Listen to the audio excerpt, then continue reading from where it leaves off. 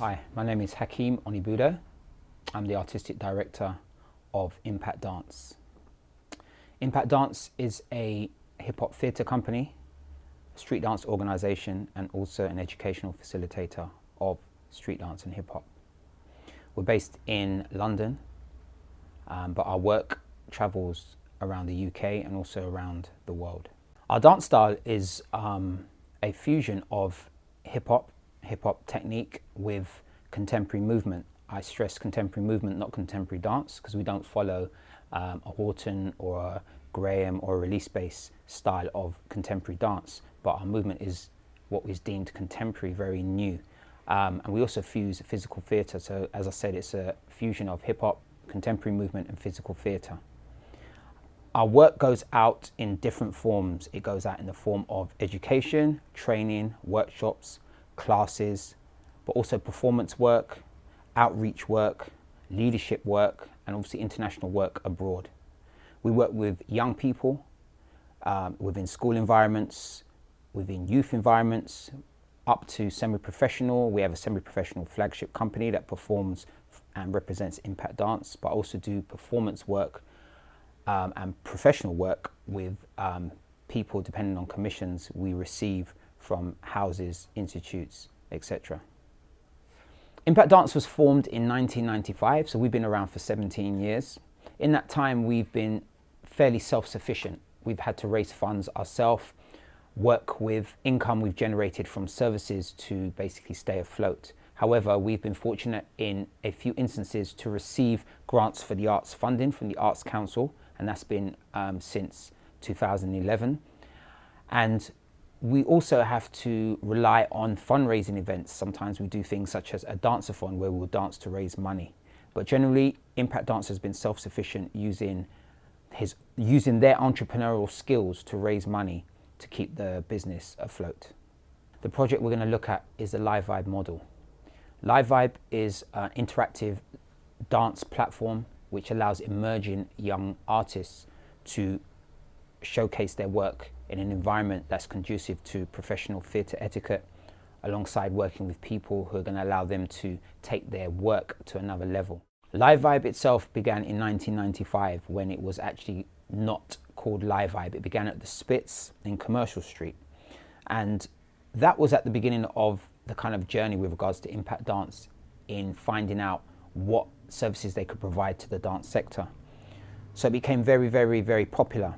And as I said, it was self-sufficient in that it was funded by receipts from people attending the event and nothing else. There was no funding from any outside body. It also gave an opportunity for Impact Dance to grow as a company in the form of hosting events, promoting events, organizing, producing, directing, hosting, and it was fundamental in the growth of the company. So as the years went by, it became stronger, it became more renowned, and more people came to it, so that way it became self-sufficient.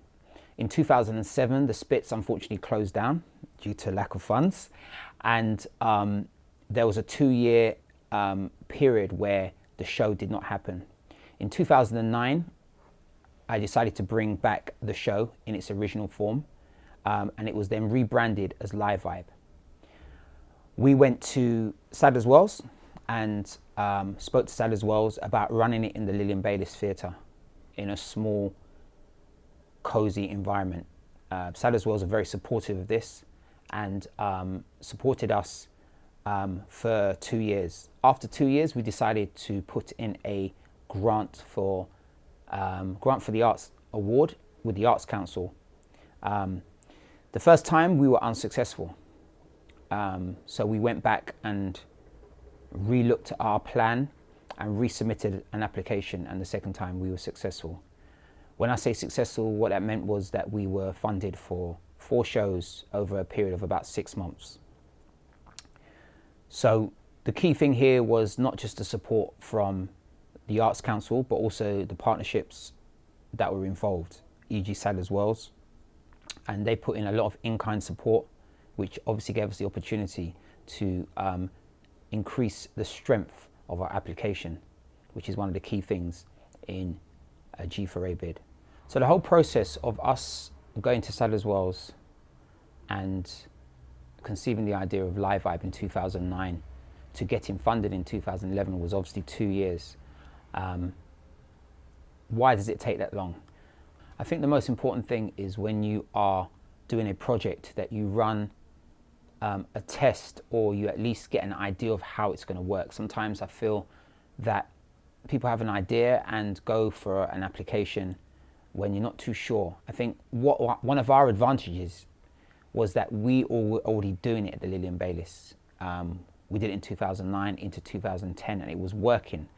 We had the audience, we had the feedback, we had the artists emerging and moving forward. So what that did was, when we made our application, we already had the model intact, and it was a case of tweaking the model and looking at how it could benefit more people rather than just the amount of people we were reaching out with.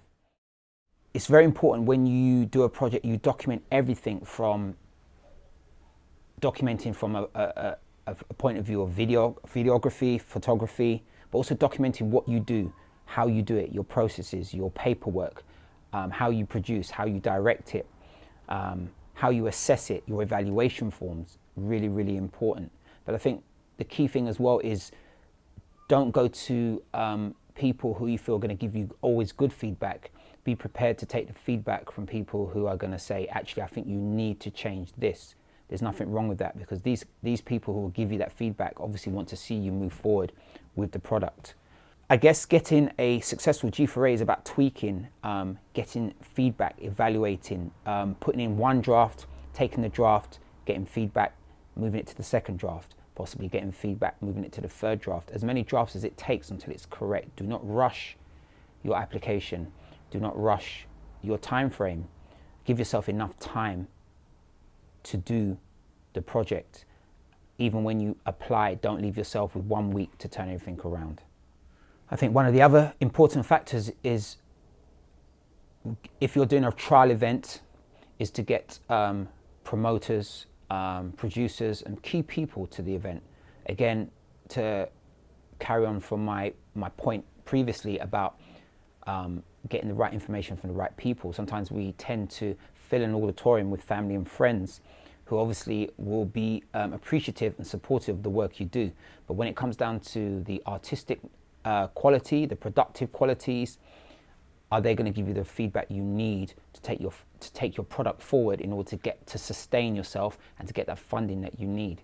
I think also in terms of the event, it's not just about the artistic side of the event. It's about, what does the event do in terms of how does it change the demographic, or how does it change the perception of an art form or the dance form you're trying to put forward? How's it going to maybe even challenge that? It's not just about necessarily the choreography, for instance. Think of how many people you're going to affect as a result of your activity. How many people you're going to affect to possibly benefit from your activity, I think is a key thing you need to look at. So in the context of Live Vibe, people will think, okay, a performance opportunity for people to perform, if I want to do that myself, how's mine going to be successful in far as raising funds? And I guess it comes back to your USP, your unique selling point.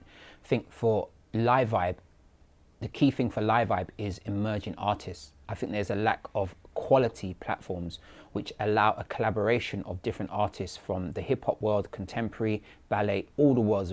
We have no prejudice against what style of dance is on stage. In fact, we open our arms to as many different styles. My key advice to anyone who wants to do something similar, who wants to put on a performance platform, what is your USP? What is the reason why you are putting on an event? What are the outcomes? How many people are you going to reach? Why are you going to reach those people? What niche in the industry have you found needs filling? And I think these are the sort of questions you need to ask yourself before you embark on your journey. And I feel once those are clear, then you have a much greater chance of receiving the funding or the support or the attention you need to take your idea forward. I guess it's a situation where what's really important is that regardless of what's going on, regardless of whether your back is against the wall, I think it's really important that you as an artist or a company continue to push out your excellence, push out your service to the best of your ability, because you do not know who's watching, or when someone's watching, or when someone says, actually, this is a link to something that might help you. I think if you become deflated and you just become average, then that's when maybe you miss those opportunities. Always push, because you never know who's out there. As in my example of Nadeem Patel, out of the blue came up to me and said, I think you should apply for this. She wouldn't have said that if she hadn't seen something in the work I was doing. And that for me was a pivotal point. I didn't want to go on and talk about subsidy. We all love subsidy, it's great, but we all, you know, it's not a foregone conclusion that we will receive subsidy. I think what's really important now as companies, institutes, dance organizations, is to make sure that we look at it as subsidies is great, but we must exist as a social enterprise. We must look to see how we can commercially move forward. And I know to some people that might sound, oh, you know, that's breaking the ethos of the company. You know, we're a charity, but if we are constantly just waiting for subsidy, then I feel that sometimes that could actually stunt our growth and stunt the way we move forward. I think a lot of people watching this might cringe when they hear that, but I think that's the way forward personally.